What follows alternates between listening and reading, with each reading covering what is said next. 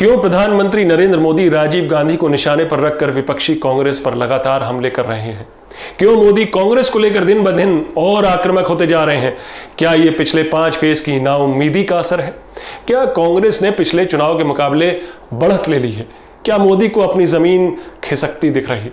पंजाब, मध्य प्रदेश, बिहार में कांग्रेस और दूसरी क्षेत्रीय पार्टियों से टक्कर है तो यूपी में महागठबंधन बीजेपी को कड़ा मुकाबला दे रही।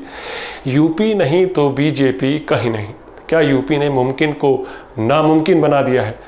अभी पूर्वी यूपी की क्रूशियल 27 सीटों पर वोट पड़ने बाकी हैं। क्या आखिरी 2 चरण बीजेपी के लिए आर या पार की लड़ाई है? यही है आज की न्यूज़बाजी। नमस्कार, मैं हूं आपका न्यूज़बाज प्रभात शुंगलू। पिछली बार मोदी की जीत का एक बड़ा हिस्सा उत्तर प्रदेश से था। पूर्वी उत्तर प्रदेश की 27 में से 25 सीटें बीजेपी ने जीती थी। इसी पूर्वी यूपी की इन 27 सीटों पर आखिरी 2 चरण यानी 12 मई और 19 मई को वोट डाले जाने हैं। लेकिन इस बार बीजेपी के पूर्वी यूपी किले को महागठबंधन पार्टियों ने चारों तरफ से घेर लिया है। ग्राउंड रिपोर्ट बता रही कि गठबंधन के लिए अंडर करंट है। मायावती और अखिलेश ने मोदी की बीजेपी पर जंग का ऐलान किया हुआ है। अलग अलग लड़कर सपा और बसपा के वोट शेयर बीजेपी से ज्यादा थे 2014 के चुनाव में, मगर सपा को 5 सीटें मिली और बसपा को 1 भी नहीं। लेकिन इस बार दोनों साथ हैं और बीजेपी इस जमीनी हकीकत को अपने रिस्क पर ही नजरअंदाज कर सकती है। यूपी की राजनीति पर दोबारा लौटेंगे, जल्दी लौटेंगे, लेकिन इसके पहले यह समझ लें कि आखिर कांग्रेस को लेकर मोदी के बयान इतने तीखे और अमर्यादित क्यों हो गए? क्यों वो कांग्रेस को चुनौती दे रहे कि राजीव गांधी के नाम पर दिल्ली के चुनाव लड़कर दिखाओ? प्रियंका ने कल दिल्ली में मोदी को जवाब दिया कि प्रधानमंत्री जी, फिजूल की बातें छोड़िए, आपको दिल्ली की लड़की चुनौती दे रही है कि आप और आपकी पार्टी नोटबंदी, जीएसटी, महिला सुरक्षा और अपने किए वायदों के बल पर आप वोट मांग कर दिखाइए। लेकिन क्या मोदी कांग्रेस के दिवंगत नेताओं को यूं भला बुरा कहकर वाकई अपने वोट बैंक को एड्रेस कर रहे?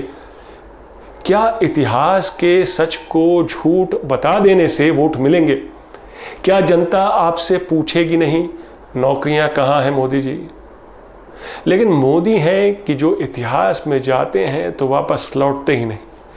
इनके सारे जवाब इतिहास में हैं, जिसे ये अपने चश्मे से ही देखना पसंद करते हैं। क्योंकि अब तो मोदी जी राजीव गांधी पर हमले का जस्टिफिकेशन भी ढूंढ चुके हैं। अब प्रधानमंत्री नरेंद्र मोदी बोल रहे, मुझे तो कितनी गालियां दी गई, बिच्छू, पागल कुत्ता, हिटलर, रेबीज वाला बंदर, बदतमीज, नालायक बेटा और लहू पुरुष कहा गया। मुझे कितना सताया गया, तो मैं क्यों ना चुन चुन कर कांग्रेसियों से बदला लूं? यही सोच रहे होंगे मोदी जी।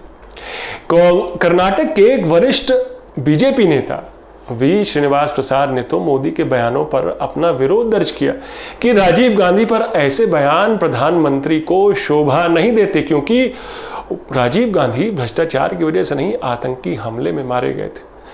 लेकिन मोदी जी कहां किसी की सुनने वाले हैं।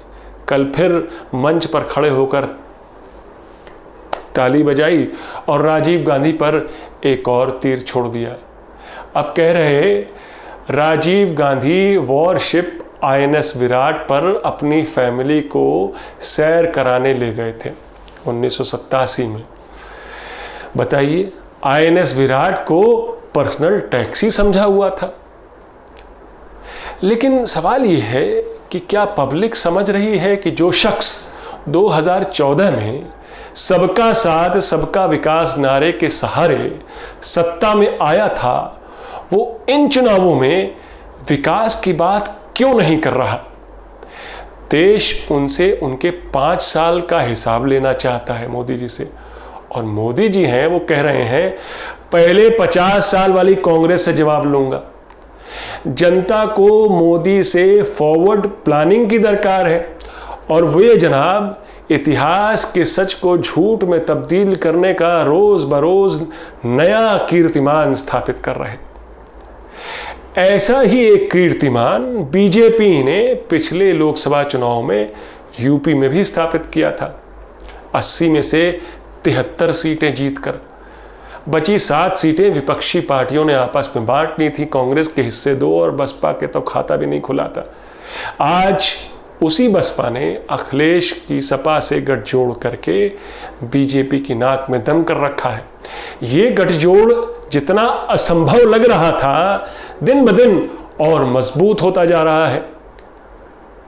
इसकी एक मिसाल, इस गठबंधन की मजबूती की एक मिसाल इस फोटो में दिखती है, जिसमें अखिलेश की सांसद पत्नी चुनावी सभा के मंच पर मायावती को झुककर प्रणाम कर रही और फिर पैर छूकर उनसे आशीर्वाद ले रही। इससे पहले मुलायम और मायावती भी एक ही मंच पर दिखे थे और एक दूसरे का अभिवादन भी किया। मायावती ने तो वोट भी मांगे मुलायम सिंह यादव के लिए और उन्होंने उसके लिए मायावती को धन्यवाद भी दिया, क्योंकि 25 सालों से जो दोनों पार्टियों में जो कड़वाहट आ गई थी और जो दूरी आ गई थी, ऐसा लगता था ये दूरी कभी नहीं पटेगी, ये कड़वाहट कभी कम नहीं होगी। मोदी की बीजेपी की लगातार कोशिश रही इन चुनावों में कि कैसे इस गठबंधन में दरार डाली जाए। मोदी ने तो यहां तक कहा कि अखिलेश की कांग्रेस से सीक्रेट डील है और सहयोगी मायावती को अंधकार में रखा गया है। फिर अचानक मायावती ने अमेठी और रायबरेली सीट के लिए पार्टी कार्यकर्ताओं को कांग्रेस के पक्ष में वोट डालने का हुक्म दे दिया। टंटा खत्म। यानी सपा बसपा को बांटने की मोदी और बीजेपी की कोशिश पर मायावती ने ही पानी फेर दिया। ऐसे ही मोदी ने अभी भदोई गए तो वहां पर कहा कि भदोई का पहले नाम संत रविदास नगर था और अखिलेश जी ने उसका नाम बदल दिया। तो मायावती ने अखिलेश को डिफेंड किया कि कभी गलती हो जाती है, ब्यूरोक्रेट्स ने उनको जो है मिसलीड किया। तो मायावती डिफेंस में भी उतरी अखिलेश के। ये भी एक और उदाहरण है इस गठजोड़ की मजबूती का। यूपी में वैसे कास्ट इक्वेशंस बहुत महत्वपूर्ण रहे हैं और इस बार भी रहेंगे। अखिलेश और मायावती का सपा बसपा गठजोड़ अपने ट्रेडिशनल वोट बैंक मुस्लिम, यादव और दलित वोट बैंक पर काफ़ी उम्मीद लगाए बैठा है। अजीत सिंह भी चूंकि गठबंधन का हिस्सा है, इसलिए वेस्टर्न यूपी में जाट वोट को भी अपने पक्ष में करने की रणनीति थी। लेकिन पूर्वी यूपी में गैर यादव पिछड़े वोट भी काफ़ी हैं, जैसे कुर्मी, निषाद और कुशवाहा। इस वोट बैंक को बीजेपी ने पिछले चुनाव में साध लिया था और नतीजा सबके सामने था। और ये भी कि बसपा और सपा अलग अलग लड़ी। लेकिन चुनावी सीजन में राजभर, कुशवाहा और निषाद वोटों को भी साधने के लिए सपा बसपा ने जुगत लगाई, वैसे ही टिकट बांटे। बीजेपी के बड़े निषाद नेता चुनाव से ऐन पहले सपा में शामिल हो गए। गोरखपुर में भी ऐसे ही निषाद नेता राम भुवल निषाद को एक्टर रवि किशन के खिलाफ महागठबंधन ने उतारा है। गोरखपुर लोकसभा चुनाव में इस गठबंधन ने योगी आदित्यनाथ की गढ़ में घुसकर बीजेपी सीट जीती थी उपचुनाव में, अगर आपको याद हो। इस बार फिर गोरखपुर सीट महागठबंधन के लिए प्रेस्टीज का सवाल है। बीजेपी की पूरी कोशिश होगी ये रेनबो कोलिशन, यानी नॉन यादव ओबीसी और नॉन जाटव दलित उनके पास टिका रहे। लेकिन इस बार इस वोट बैंक में महागठबंधन काफ़ी सेंधमारी कर चुका है और कर रहा है। उसी तरह ओम प्रकाश राजभर जो योगी सरकार में मंत्री थे, बीजेपी से टिकट बंटवारा नहीं हुआ तो महागठबंधन के साथ हो लिए। उनकी पार्टी 30 सीटों पर चुनाव लड़ रही और बीजेपी के लिए बड़ा सिरदर्द बन गई है। महागठबंधन को कहीं ना कहीं सपोर्ट कर रहे हैं, साथ में नहीं है लेकिन सपोर्ट भी कर रहे हैं। पूर्वी यूपी की सीटें जैसे घोसी, गाजीपुर और बलिया में वो बीजेपी को काफ़ी नुकसान पहुंचा सकते हैं, क्योंकि यहाँ पर राजभर वोट काफ़ी हैं, 50-60 हज़ार वोट हैं। महागठबंधन की जोर आजमाइश को देखते हुए मोदी और अमित शाह ने आखिरी 2 चरणों में दोगुनी ताकत झोंकने का मन बनाया है यूपी में। अंदर खाने खबर यह है कि मोदी और शाह दोनों पहले से तय रैलियों से कहीं अधिक रैलियां करेंगे। बस यही आखिरी 1 हफ्ते बचे हैं और आजमाइश के, जोर आजमाइश के भी, बाकी तो जनता तय करेगी ही। दरअसल ये यूपी की लड़ाई नहीं, ये भारत की लड़ाई है। नहीं, नए भारत की लड़ाई नहीं है, ये लड़ाई भारत को भारत बने रहने देने की लड़ाई है। आज की न्यूज़बाजी इतनी ही, फिर मिलेंगे एक नई न्यूज़बाजी के साथ। तब तक के लिए नमस्कार।